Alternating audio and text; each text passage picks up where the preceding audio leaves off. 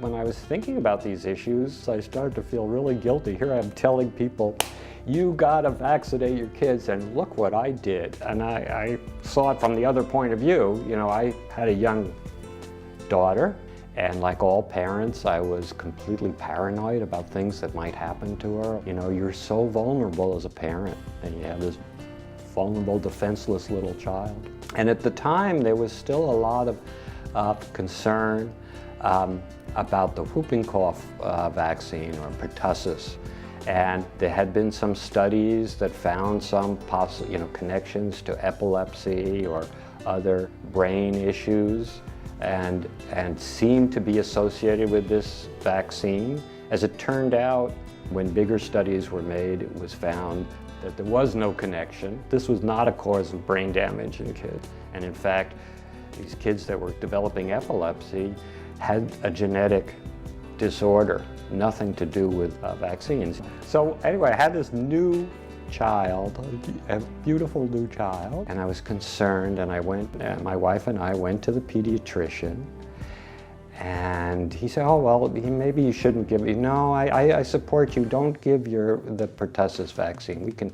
We have another version of the normal vaccine, and I think we skipped one or maybe even two of some recommended number of 5 shots or so. And I said, gee, why did that pediatrician support that? He should have known better by that time.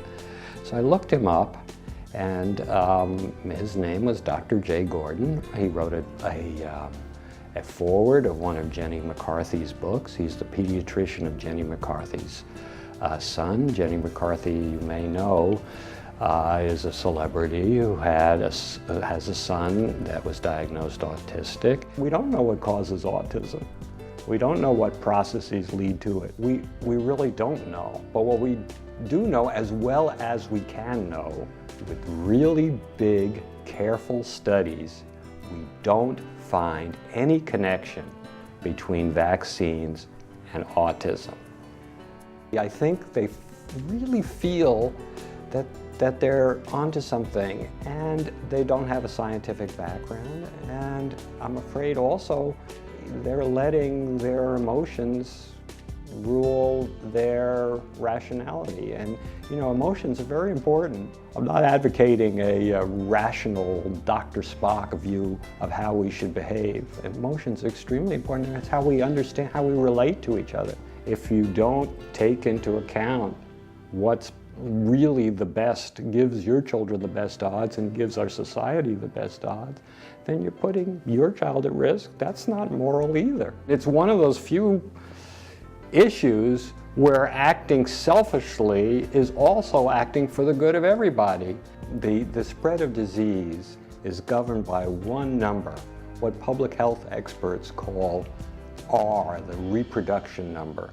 And boiled down, all it is on average, how many other people is each sick person giving the disease to? In very infectious diseases such as measles, typically one sick person or one person about to get sick can infect 10, 20 other people. You need almost everybody vaccinated to keep R below 1.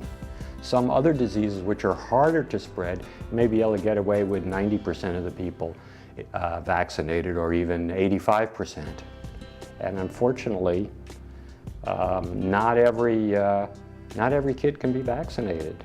Some may have some conditions that don't allow them to be vaccinated, or they're allergic to something in a particular vaccine. Some vaccines are made from eggs, for example. In that case, they could get sick.